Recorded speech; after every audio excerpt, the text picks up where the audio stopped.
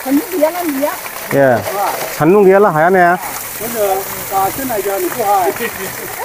hello रायजो राजा नोंथांमोन नै दिनै सफैलायबाय एकदम जोंनि चिरां जिल्लानि सा ओनसोल सनापुरि होननाय गामियावहाय ओमफ्राय ओरै दङ जाहैबाय बियो हांसो बान्दो होननानै बुङो बेखौहाय माने बेयाव वाटार साप्लाइ दं मोनसे रायजोफोरनो दै बहायना होग्रा ओमफ्राय जों दिनैहाय थास' बिबार लांनो फैलायबाय आरो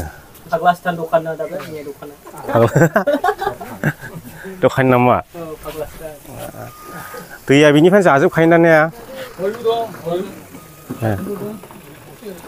हांसो बान्दो नोंबो सलार सिस्टेम लागायना होखादों नै दै बहैनो थाखाय ओमफ्राय ओरै थांबाय सिदा गोबोरखि बाजार बायदि बायदि सरलपारा सहैबाय आरो जोंहा जों दा ओरैनिफ्राय फैदों नै ओमफ्राय बिनि ओरै साहाजों गासैबो हाग्रा बेजोंहाय मानसि हाबनो मोननाय नंलिया आरो बे फरेस्ट ओनसोलाव थासिगोन इयो सलार सिस्टेमा मोजांथ' दै बहैग्राया वा गंबेसे लागायदों गंसे गंनै गंथाम गंब्रै ओमफ्राय नयथा सलार बेटारियाबो फिसाल' खान्दां ने ओरैबायदि साव गहोनो हायो नै दैखौ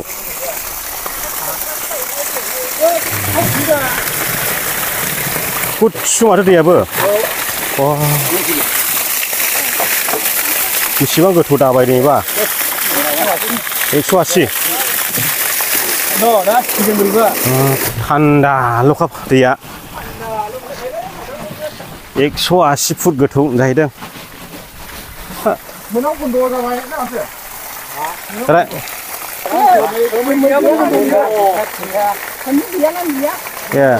सान्दुं गैयाला हाया ने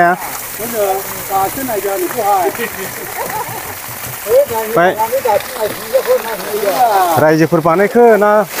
गभर्नमेन्ट बानायखो एखौलाय हा आदानि कम्पानिनिफ्रायसो बानायदों ने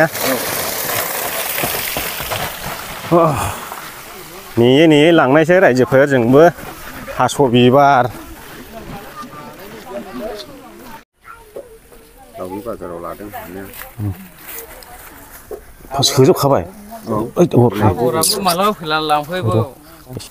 आबर नुयो बोरै बेरायखो दिनैहाय हाग्रा गेजेर गेजेरनो थास' बिबार लांनो फैनाया नै एब्रेला मानसिखौ नुवा ओरैबायदि गोजौ नै